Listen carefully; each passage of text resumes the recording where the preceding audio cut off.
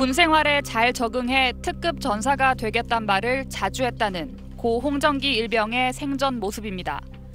군대 체력 검정에서 특급 내지 1급을 받을 정도로 건강했습니다. 그런데 입대 7개월여 만에 민간병원으로 후송됐습니다. 이미 아이는 정신이 없었고 말 한 번도 못했고 중환자실에 들어가 있었던 거죠. 돌이킬 수 없을 정도로 심각한 뇌출혈 때문에 홍일병은 수술을 받고 이틀 뒤 숨졌습니다. 홍일병이 왜 이렇게 갑자기 죽음에 이르게 됐는지 군 검찰의 조사 보고서를 바탕으로 살펴봤습니다. 사망 11일 전 홍일병은 뇌 이상의 영향으로 보이는 구토를 시작했는데 군의관은 두드러기 약을 처방했습니다. 까닭 모를 멍이 계속 생겼고 두통도 점점 심해졌는데 의무대에선 감기약을 줬습니다. 고통을 견디다 못해 홍일병이 부대 밖 병원 진료를 호소했고 인솔 상관과 함께 개인 의원을 찾았습니다. 민간인 의사는 홍일병의 상태를 보고는 혈액암 가능성이 있다며 즉각 큰 병원에서 혈액 검사를 하라고 권했습니다. 하지만 인솔자는 다음 날 군 병원에 예약이 돼 있다며 그냥 부대로 데리고 갔습니다. 그날 밤 홍일병은 더욱 심해진 두통과 구토에 시달렸고 자정쯤 사단 의무대로 후송됐지만 응급 상황은 아니고 병실이 없다는 이유로 그냥 되돌려 보내졌습니다. 침상이 없으니까 그냥 연대로 다시 돌려보낸 거예요. 처방에서 두통약만 줬다고 얘기를 하더라고요. 밤새 이어진 구토와 헛구역질에 고통을 겪다 홍일병은 내무반 바닥에 쓰러지기까지 했습니다. 그러다 오전 9시가 돼서야 누군가의 부축을 받고 다른 외진 환자들과 함께 규모가 큰 군병원으로 가는 버스에 태워졌습니다. 그 9시간을 애가 얼마나 무서웠을까요? 얼마나 두려웠을까요? 그 생각하면요 지금도 피가 거꾸로 솟아요. 군병원은 백혈병 가능성이 높다는 진단과 뇌내 출혈 의증 진단을 내렸지만 홍일병을 수용할 수 없었고 민간병원으로 후송 조치했습니다. 하지만 손을 쓰기엔 너무 늦었고 2016년 3월 홍일병은 숨졌습니다. 고 홍정기 일병은 군복무 중 자신에게 군대란 무엇인가라는 질문에 대한민국 같은 좋은 나라에서 태어난 운을 보답하는 곳이라고 썼습니다. 대한민국에서 태어난 게 운 좋은 나라에서 태어났다고 했는데 그죠? 그걸 보답하겠다고 하는데 보답을 국가에서 이런 식으로 해준 거죠. 그렇게 자랑스러운 나라라고 했는데. SBS 박하정입니다. 혈액암 가능성이 있다는 민간 의사의 경고에도 불구하고 그냥 부대로 돌려보내진 고 홍정기 일병은 그날 밤 몸 상태가 급격히 나빠졌습니다. 의무대로 급하게 옮겨졌지만 홍일병을 맞은 건 당직 군의관이 아니라 의무병이었습니다. 의무병이 어디가 아픈지를 물었고 또 다른 의무병을 오라고 해서 엑스레이까지 찍게 했습니다. 당시 홍일병의 구토와 헛구역질은 뇌출혈에 따른 증세였던 걸로 보이는데 의무병은 토하는 모습만 보고 배 부위를 엑스레이로 촬영했습니다. 그리고 나서야 당직 군의관이 나타났습니다.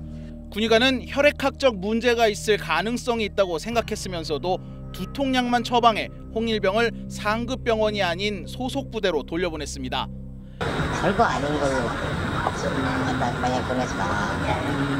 그러면 또 상급 측에서 안 좋은 피드백이 또 올 수도 있거든요. 뭐 이런 걸로. 홍일병은 뇌출혈이 진행되면서 밤새 구토를 하며 괴로워했지만 아무런 병원 치료도 받지 못한 채 이곳 자신의 부대로 돌아와 밤새 방치됐습니다. 그리고 아침이 돼서야 상급 군병원으로 옮겨졌지만 군병원은 그를 소생시키지 못했습니다. 탐사보도팀은 법의학자에게 홍일병의 의료 기록과 군검찰의 조사 보고서를 보여주고 군병원의 조치에 대한 의견을 물었습니다. 법의학자인 유성호 교수는 홍일병이 처음 구토 증상을 보여 의무대를 찾았을 때 곧바로 백혈병을 의심했어야 한다고 말합니다. 부딪힌 적도 없는데 멍이 생긴다라고 보여주고 이런 게 있었단 말이에요. 그러면 우리 본과 3학년, 4학년의 학생들이라면 딱 증상만 얘기해줘도 일단은 검사해야 될 거여서 뭐 이렇게 하는 건데 아마 8일 뒤 홍일병이 다시 의무대를 찾았을 땐 몸에 크고 작은 멍과 혈종이 선명했지만 이때도 군의관은 혈소판에 문제가 있다는 것 같다면서도 응급 상황은 아니라며 감기약만 처방했습니다. 의사라면 이 정도의 꽤 오랫동안의 두통, 창백함, 여러 전신의 출혈 이런 굉장히 두려운 진단을 먼저 떠올리는 게 일반적인데 왜 보내지 않았을까 이런 생각이 좀 듭니다. 당시 군의관을 찾아 그 이유를 물었습니다. 그는 오판을 인정했지만 간단한 혈액 검사 장비도 없고 무자격 의무병만 있는 의무대에선 어쩔 수 없었다고 말합니다. 혈액 검사를 했다면 바로 민간병원에서는 바로 나왔을 거예요. 이 증상만 가지고도 그날 밤에 일어났던 도토하고 어지럽고 정신 못 차린 증상만 가지고도 얘는 그때 사실 이미 진단이 됐어야 돼요. 저는 백혈병이라는 질병이 뭔지 알았지만 접해본 적은 거의 없었고. 유성호 교수는 홍일병을 살릴 기회가 3번 있었지만 군병원이 모두 놓쳤다고 판단했습니다. 갑자기 멍이 들어요. 뭐 이러면 병원에서 힙컵하죠. 빨리 큰 병원에 갔으면 지금쯤 항암 치료를 받고 있겠죠. 당시 군의관 2명은 각각 감봉 1개월과 감봉 3개월의 징계를 받았고 부대 지휘관 징계는 없었습니다. SBS 김종원입니다. 피고 대한민국은 책임을 통감하며 유족에게 애도와 위로를 전한다. 지난 2월 법원 결정문에 적힌 2문장에 어머니는 그래도 마음을 놓았습니다.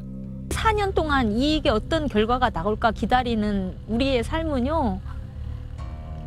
이게 진짜 뭐라고 말씀드릴 수가 없어요.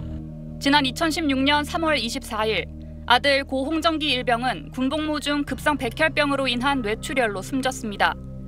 21일에 연대 의무중대 진료를 받고 또 부대 인근 민간의원에선 즉각 혈액내과 진료가 필요하다는 진단까지 받았지만 다음 날 군병원 진료가 예약돼 있다며 부대로 복귀했고 그날 밤새 구토와 어지럼증으로 잠도 못 잤지만 긴급 후송도 되지 않았습니다. 치료와 대처가 늦었다며 유족들은 위자료 명목으로 2019년 국가상대 손해배상을 청구했고 법원은 4년 만에 국가의 책임을 일부 인정하는 화해 권고 결정을 내렸습니다. 하지만 국가는 수용 여부를 결정할 마지막 날 이의를 신청했습니다.